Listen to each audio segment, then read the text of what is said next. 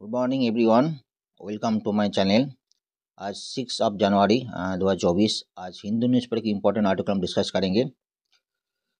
आप लोग सब कैसे हैं? आप लोग नया साल कैसे जा रहे हैं? हम आशा करते हैं आप लोग मन लगा के पढ़ाई कर रहे हैं और 2024 जो लोग 2024 की प्रीलिम्स की प्रिपरेशन ले रहे हैं उसके लिए काफ़ी ज़्यादा टाइम तो बाकी नहीं है। ऑलमोस्ट थ्री मंथ बाकी है, 3.5। आज का टॉपिक मेरा इस शो जो है L1 आदित्य L1, जो आपको याद होगा आदित्य L1 सितंबर में लॉन्च हुई थी, 2 सितंबर को। वो आज 110 दिन के बाद आज जो है वो L1 ऑर्बिट में, हेलो ऑर्बिट में उसको मैन ओवर करेंगे। इसका डिटेल करेंगे, इसके ऊपर प्रीलिम्स में क्वेश्चन आ सकते हैं, पॉइंट का इम्पोर्टेंट है। दूसरा जो है हाईजैक का मैटर है, जैसे कि रेड सी में जो कंटेनर है उसके ऊपर हाईजैक, उसके ऊपर इशू था, उसके ऊपर बुमराह हुआ था। सिमिलरली एक नेवी है, एक अरेबियन सी में कल एक हाईजैक करने की कोशिश की थी। ये पॉइंट डिस्कस करेंगे। अरेबियन सी का मैंने जियोग्राफिकल पॉइंट अरेबियन सी का डिस्कस करेंगे, इसके ऊपर प्रीलिम्स में क्वेश्चन आ सकते हैं, डिटेल डिस्कस करेंगे। तीसरा जो है इंडियन जीडीपी का 7.3% ग्रोथ, एस्टिमेटेड ग्रोथ करेंगे। NSO national statistical organisation office जो है उन्होंने डिस्कस किया था। ये भी इम्पोर्टेंट प्रीलिम्स के लिए इम्पोर्टेंट है और डिस्कस करेंगे। चौथे पॉइंट है India union cabinet approach 4787 crore पर वित्तीय स्कीम पर डिटेल डिस्कशन करेंगे, इसके ऊपर प्रीलिम्स में क्वेश्चन आ सकते हैं। चलिए शुरू करते हैं। आज का first article is to perform crucial maneuver on January 6 to bind the Aditya L1 into L1 orbit। आप लोग पता होगा आदित्य L1 2 सितंबर को उन्होंने लॉन्च हुई थी।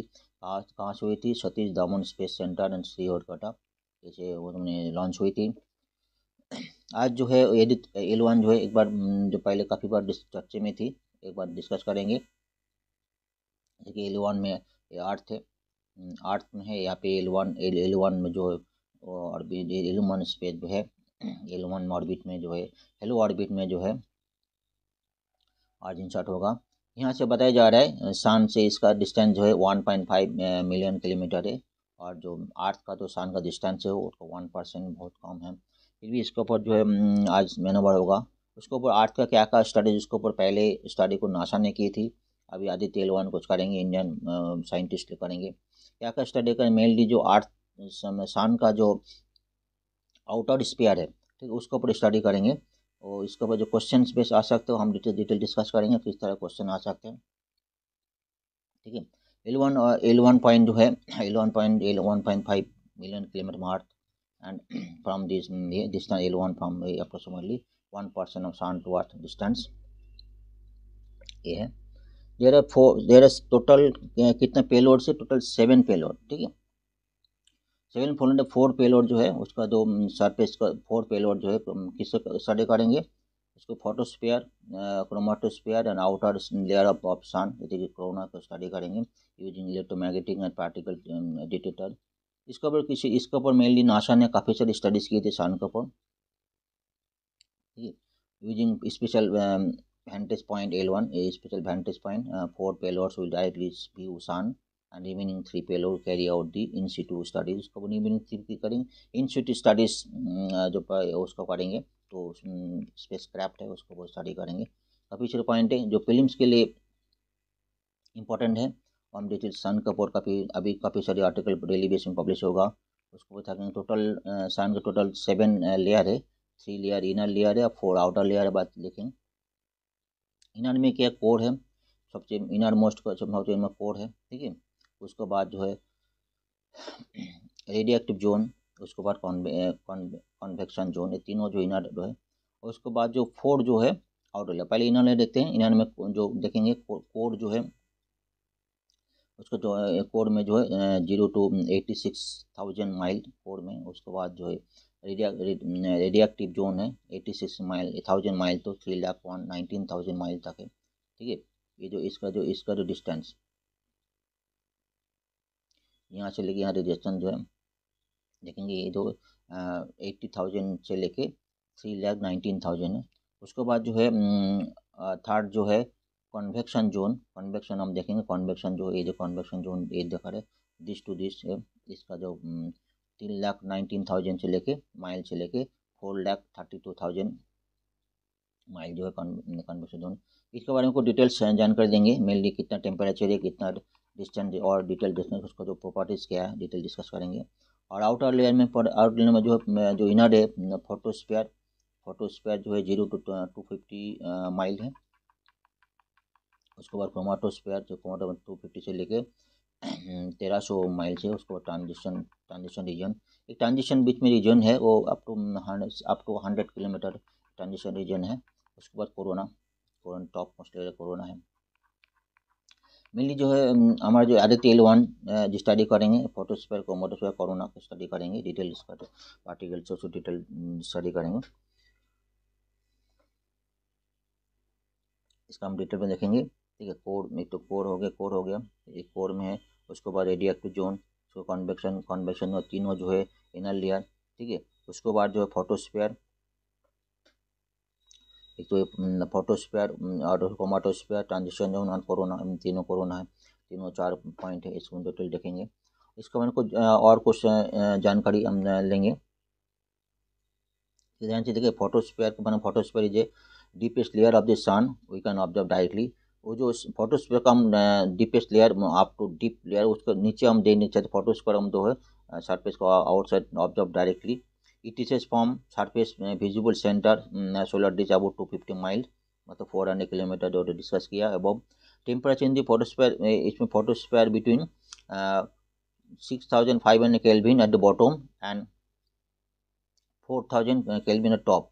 मतलब बॉटम में जो इनर सर्फेस ज़्यादा है और टॉप में जो है कम है। इनर सर्फेस 6500 केल्विन और टॉप में जो है,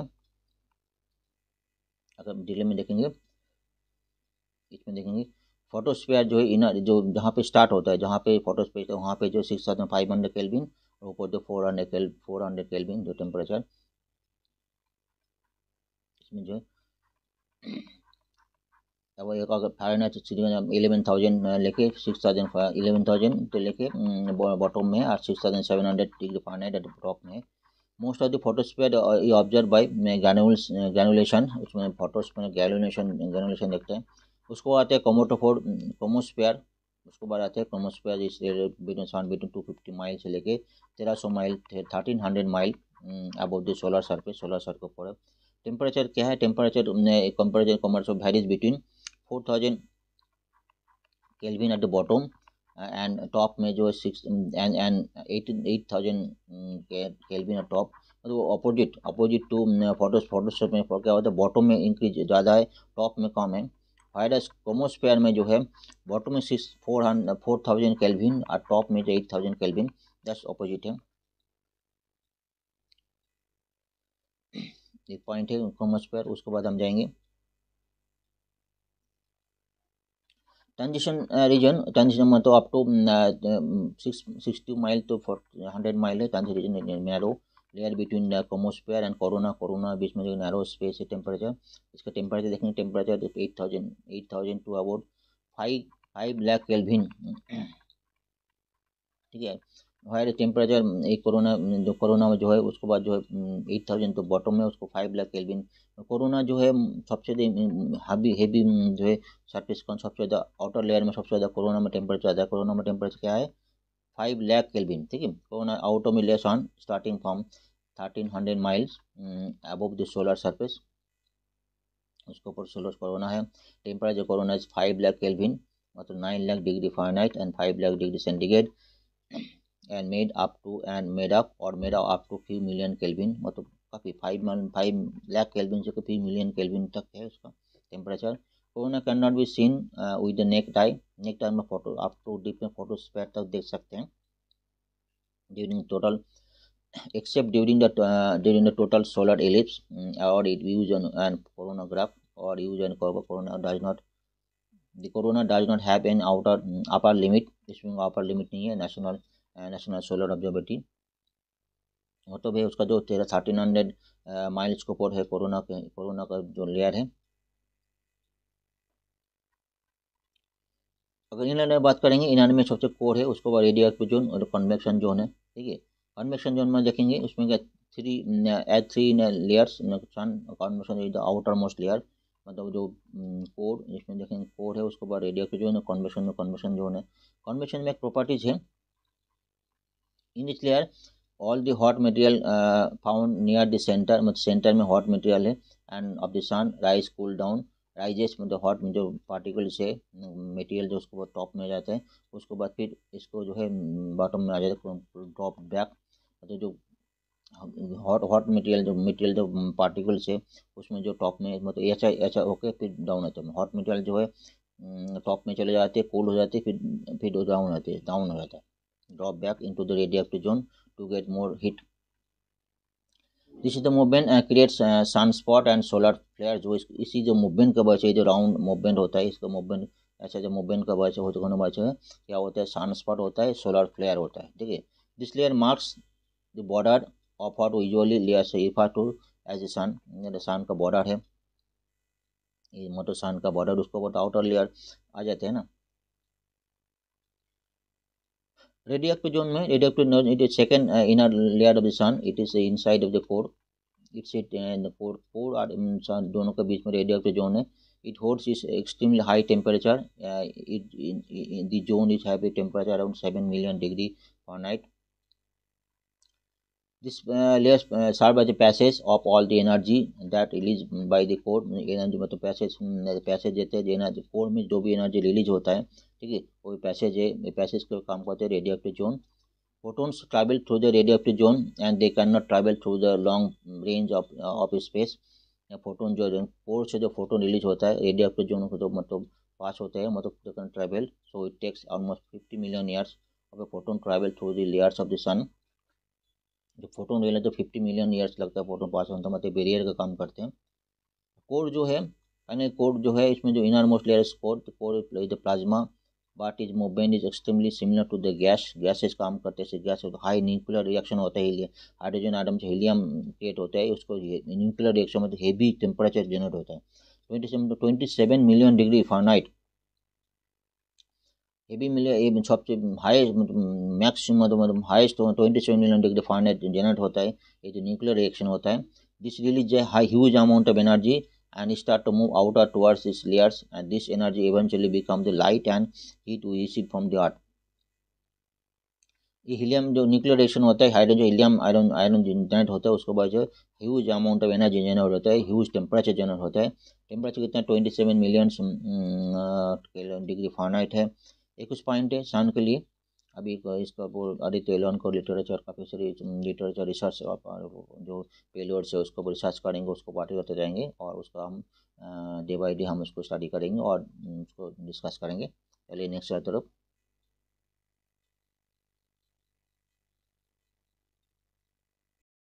नेक्स्ट आर्टिकल चलते हैं। एक तो शिप एट हाईजैक का इशू है, इसमें शिप का नाम है लीला नॉट फ्लॉक।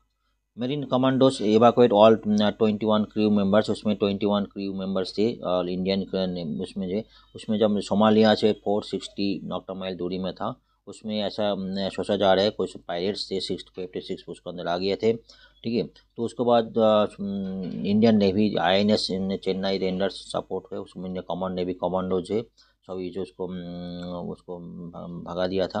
उसमें फोर्सफुल वार्निंग किया था, जो वार्निंग के बाद जो है फोर्सफुल वार्निंग के बाद जो है पायरेट्स जो है वहीं से अबंडन हो गया था।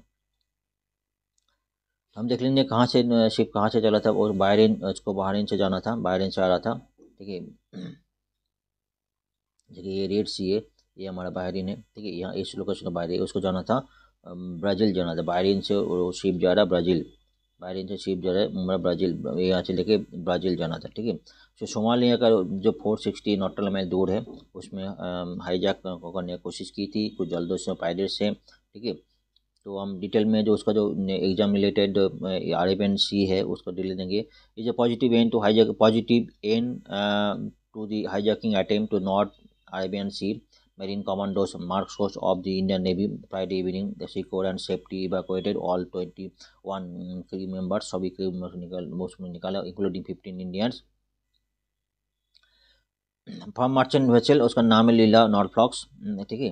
उसमें साइंडाचन by MARCOS as confirm absence of hijackers, मतलब उसका पहले जो वार्निंग किया गया था उस वार्निंग में नॉन ऑफ हाईजैक वहाँ से अमेंडमेंट हो गए थे। सबको उसमें सैनिटाइज किया गया, उसके बाद सैनिटाइज किए थे, सैनिटाइज के बाद उसमें ये कंफर्म किया उसमें कोई हाईजैकर नहीं है। तो हम as per exam point of view कुछ पॉइंट देखेंगे, कुछ अरेबियन, कुछ कंट्रीज अरेबियन सी, ठीक है। अरेबियन सी मेनली जो है हम देखेंगे मेन तो इंडियन उसका है, उसका पाकिस्तान, ईरान है, ओमान है, सऊदी अरबिया है, यमन है, सोमालिया है, ये कुछ कंट्रीज के अंदर रिलेटेड है। उसके बाद लक्षद्वीप, मालदीव है, लक्षद्वीप ये कुछ कंट्री है। Arabian Sea is the sea is the part of the northern Indian Ocean and is located between Indian subcontinent and Arabian Peninsula. It occupies approximately 14,91,000 square mile as a maximum width roughly 1,500 mile and maximum depth of 15,262 feet. ये इसका Arabian सी का है। Arabian Sea has a two crucial branches, Red Sea and Gulf of Aden, and biggest river जो biggest river flow into a Indus river है। Red सी हमने देखा, red सी और गाफ of Eden उसका अंदर पार्ट है, जैसे कि रेड सी और यहाँ पे गाफ ऑफ ईडन जो है वो पार्ट है। इस कुछ दिन पहले रेड सी में हुआ था। रेड सी में अगर देखें, रेड सी का सराउंडिंग कंट्री देखें, सऊदी अरबिया है, इजिप्ट है, सूडान है, यमन है, कुछ कंट्रीज है रेड सी का सराउंडिंग कंट्री। क्वेश्चन किसी भी एंगल से हो सकते हैं इसलिए मैं बता दिया। और दूसरा, sea is bounded by Indian eastern Somalia the south west and Lakshadweep sea is the south west, ठीक है। Arabian has been important marine trade है 3rd and 2nd millennium BCE। Important marine trade है अरेबियन से, हमने देखा उस Arabian सभी जो जो जो रेड सी का थ्रू अरेबियन सी होता है, यहाँ पे जो मेरीन ट्रेड है, अरेबियन सी का मेरीन ट्रेड है। इंडिया एंड पाकिस्तान पहले सबसे ज़्यादा सपोर्ट है इंडिया में जवाहरलाल नेहरू जो पोर्ट है, सबसे मुंबई जवाहरलाल नेहरू पोर्ट सबसे बिगेस्ट पोर्ट है, Jawaharlal Nehru port.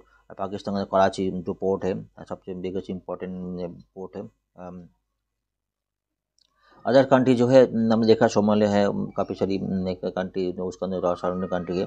Iceland in Arabian sea, they are नीमन island Arabian sea, most of the island, Pakistan, Oman में काफ़ी सारी नीमन, लक्षद्वीप काफ़ी सारी आइलैंड है, इसके साथ जुड़ा है। एक क्वेश्चन आया था 2019 में, एक क्वेश्चन काफ़ी सारी पॉइंट कवर करते हैं। कौन से डी फॉलोइंग पेयर्स, मतलब एक बता, एक सी का नाम बता, बॉर्डरिंग कंट्री नाम बता, एक एड्रियाटिक सी, अल्बेनिया, मतलब ये सही है कि नहीं बताना है हमको। ब्लैक सी है क्रोटिया, कैप्सियन सी है कजाकिस्तान है, मेडिटेरियन सी है मोरक्को है, रेड सी है सीरिया है। तो उसका हम आंसर देखेंगे तो काफ़ी इंपॉर्टेंट टॉपिक है, एक साथ 5 क्वेश्चन है, एक क्वेश्चन के अंदर 5 क्वेश्चन है।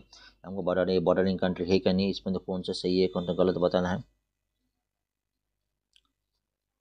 पेयर 1 इज करेक्ट, पेयर 1 मतलब Adriatic sea and Albania. Adriatic sea देखेंगे तो अल्बेनिया उसको अल्बेनिया को देखेंगे, अल्बेनिया किधर है, ये हमारा अल्बेनिया है, ठीक है।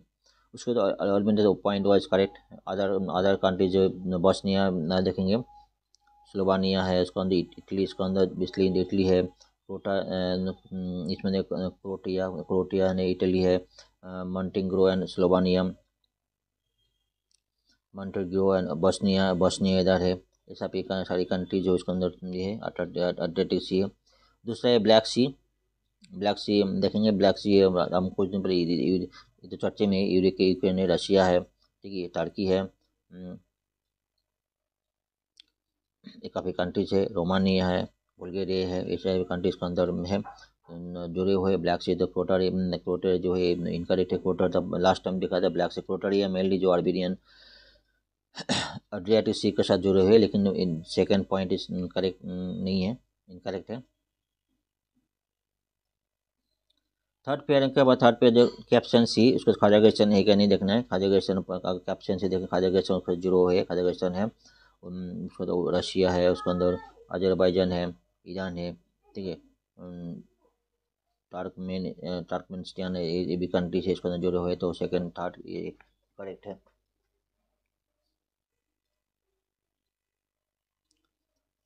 फोर्थ पे देखेंगे, फोर्थ पे क्या बोलते हैं, मेडिटेरेनियन सी इंपॉर्टेंट काफ़ी चर्चा में है, मोरक्को है, देखेंगे सेकंड तो करेक्ट है, मेडिटेरेनियन सी तो मोरक्को हम देख रहे हैं, मेडिटेरेनियन से कार्ड में उसको तो।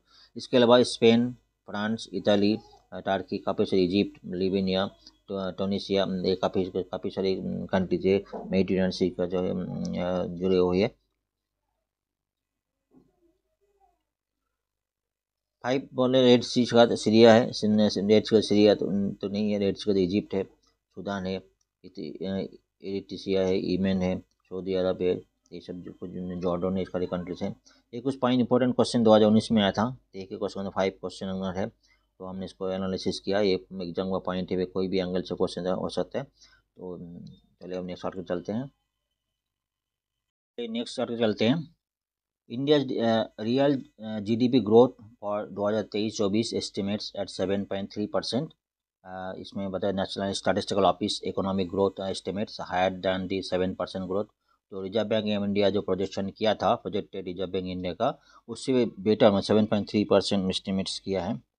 कुछ सेक्टर गुड परफॉर्मेंस किया है, जैसे कि माइनिंग सेक्टर है और भी मैन्युफैक्चरिंग सेक्टर गुड परफॉर्मेंस। कुछ सेक्टर में जो नेगेटिव, एग्रीकल्चर, कुछ सेक्टर में जो है होटल सेक्टर में नेगेटिव परफॉर्मेंस किया। तो हमने इसको डिटेल एनालिसिस करते हैं।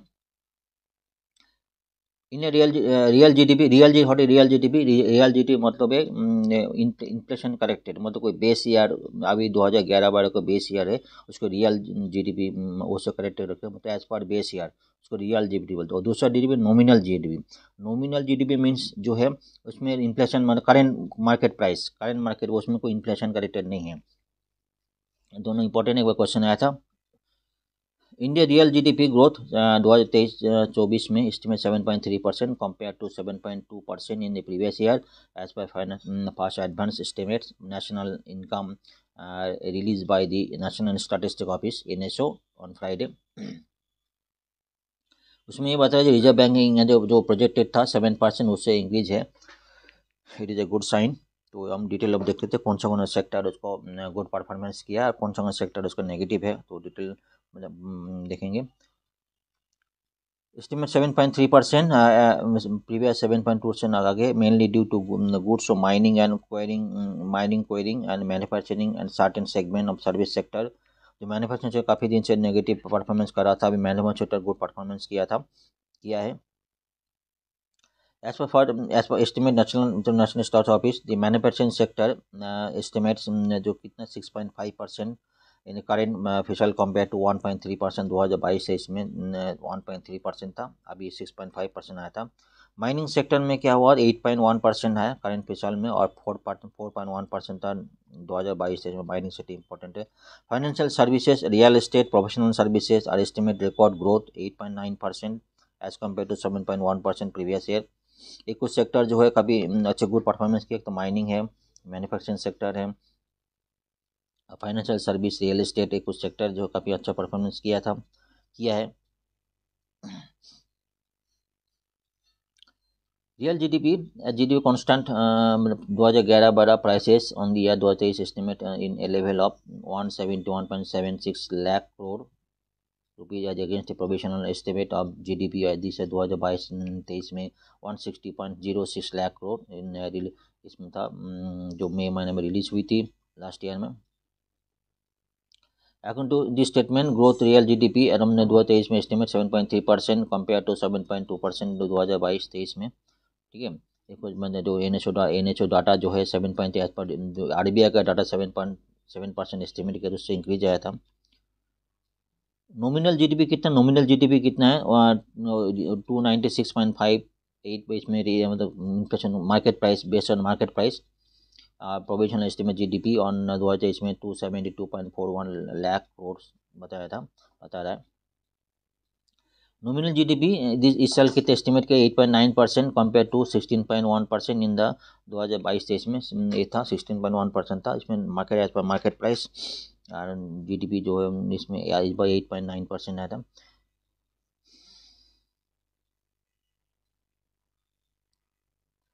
The size of the economy as per current estimates is stated as the 296.58 lakh crore or $3.57 trillion. During 2023-24 में। Agriculture sector is projected to be growth 1.8। कुछ sector में agriculture sector, hotel, transport, trade, communication sector कुछ negative performance किया है। Agriculture sector 1.8% इस special में हुआ था, against 4% expansion record previous year. Hotel, trade, transport, communication services regarding broadcasting segment, इसमें क्या हुआ, 6.3% हुआ, डाउन फ्रॉम 14, पहले 14% तो उसमें 6.3% आया। कम्युनिकेशन कंस्ट्रक्शन सेक्टर 10.7% आया था, construction 10% from 10% in the current fiscal. Similarly, public administration, defense, other service growth estimate grew at 7.7% in fiscal against 7.2%. ठीक है, प्रीवियस में इंक्रीज हुआ था। Growth of gross value added basic price at 6.9% this पिछल, down from 7% 2022 में। एक कुछ point है, कुछ सेक्टर हम देख रहे हैं, कुछ सेक्टर अच्छा गुड परफॉर्मेंस किया था, कुछ सेक्टर नेगेटिव परफॉर्मेंस किया है। कुछ प्रीवियस क्वेश्चन देखेंगे, इसमें टॉपिक है 2023 में क्वेश्चन आता है, faster economic growth requires increased share of the manufacturing sector in the GDP, particularly MSME. Fast economic growth requires, मतलब MSME जो सेक्टर है उसमें जो economic growth higher manufacturing sectors, manufacturing sector में जो है इसमें गवर्नमेंट और प्रेजेंट पॉलिटिक्स, गवर्नमेंट का पॉलिसीज क्या है जो MSME sector manufacturing sector increase करने के लिए बने बताया था। Explain the difference between the computing technology methodology of gross domestic product GDP before 2015 and after 2015 में बेस ईयर पहले 2004-5 था, उससे 2015 के बाद जो है 2011 बड़ा बेस ईयर माना गया। उसमें क्या डिफरेंस है वो बताया पूछ रहा है। 2020 का क्वेश्चन है, define potential GDP, explain the determinants, what are the factors that have been inhibiting India from realising the potential GDP। Gross domestic product mainly what is gross GDP? GDP measures the total value of the final goods and services produced within a country's border over a specific period of time. कोई specific period time में एक country के अंदर जितने goods और service जितने total value है this is GDP, often referred to as indicator of country economic performance of the and overall health. GDP mainly जो कंट्री का ओवरऑल परफॉर्मेंस, इकोनॉमिक परफॉर्मेंस दर्शाता है, इंडिकेट करता है, ओवरऑल हेल्थ इंडिकेट करता है। सर्टेन पीरियड टाइम में जो कितना sum of total value of goods and service total value ये डिफाइन करते हैं। GDP stands for gross domestic product, which is a measure of what country economic activities. GDP is simply the sum of final prices of goods and services of the economic specific time frame. What is GDP basis of computing economic performance different countries and region, कोई भी different countries में है। While calculate GDP, all private and public consumption एक कुछ parameter है, public consumption, government outlays, investment, addition to private inventories paid in bill service expenses and the foreign balance and trade are taken into account। कुछ point है GDP return.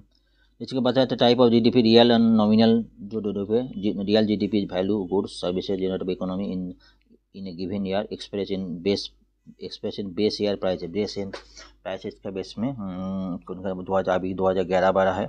Real GDP also known है constant price GDP, inflation corrected है, तो up down करते रहते हैं। Inflation up down, real GDP up down हो सकता है। और नॉमिनल GDP मार्केट प्राइस, मतलब उसमें कॉन्स्टेंट मार्केट प्राइस तो कॉन्स्टेंट बढ़ते रहेंगे। Nominal GDP is a measure of economic output in a country that takes current price into account. In other words, it does not account inflation or the rate at which price rise, both the which might be overseen growth rate। एक कुछ point है GDP पर, मतलब nominal GDP मतलब continuous increase होती है, inflation continuous increase होता है, वो इसमें नॉमिनल में कॉन्टिन्यूस इंक्रीज होता है, डाउन नहीं होता। GDP per capita means measure the GDP per person in a country's population.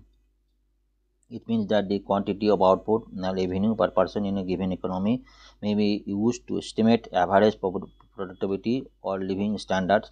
ठीक है, GDP बहुत पढ़ेंगे। एक क्वेश्चन आया था 2015 में, rate of growth of real GDP steadily increase in the last decade में रियल GDP स्टेडीली इंक्रीज है, बताया रियल GDP इन्फ्लेशन करेक्टेड है, अप डाउन कर सकते हैं, कॉन्स्टेंट स्टेडीली इंक्रीज नहीं है, अप डाउन करते हैं। जैसे कि लास्ट ईयर 7.2 था, अप डाउन होते gross domestic product market price मतलब नॉमिनल जीडीपी स्टेडीली इंक्रीज है। ये नॉमिनल जीडीपी वो इन्फ्लेशन करेक्टेड नहीं है, कंस्टेंटली इंक्रीज करती है। Second point is correct. GDP market price has steadily increased in the last decade from about 900 billion USD in 2005 to 2.1 trillion USD in 2015 and as of 2020 India GDP 2.6 trillion USD। hence statement 2 is correct। ये कुछ GDP related point है। चलिए next article. Union cabinet approves 4,797 crore पर पृथ्वी schemes. आर्थ science के base है। Union cabinet में meeting carried chaired by prime minister Narendra Modi approve the proposal of the ministry आर्थ साइंस है। इसका ऑब्जेक्टिव देखेंगे क्या क्या काम है। टू क्लब द सब और भी सारी स्कीम चल रहे हैं उसको क्लब को सबको एक सारी स्कीम को इकट्ठा करके पृथ्वी स्कीम दिया है। The government of January for approve Prithvi Vigyan as overarching the initiative comprising the 5 ongoing sub scheme है। सब मिलेकर 4,797 करोड़ सैंक्शन किया है। इसका मेन जो टारगेट है आर्थ साइंस है, काफ़ी सारी टारगेट है। तो बाकी जो सब स्कीम्स है 5 स्कीम्स है। Atmosphere and climate research modelling observing system, दूसरा services ocean services modelling application research and technology, तीसरा पोलर साइंस एंड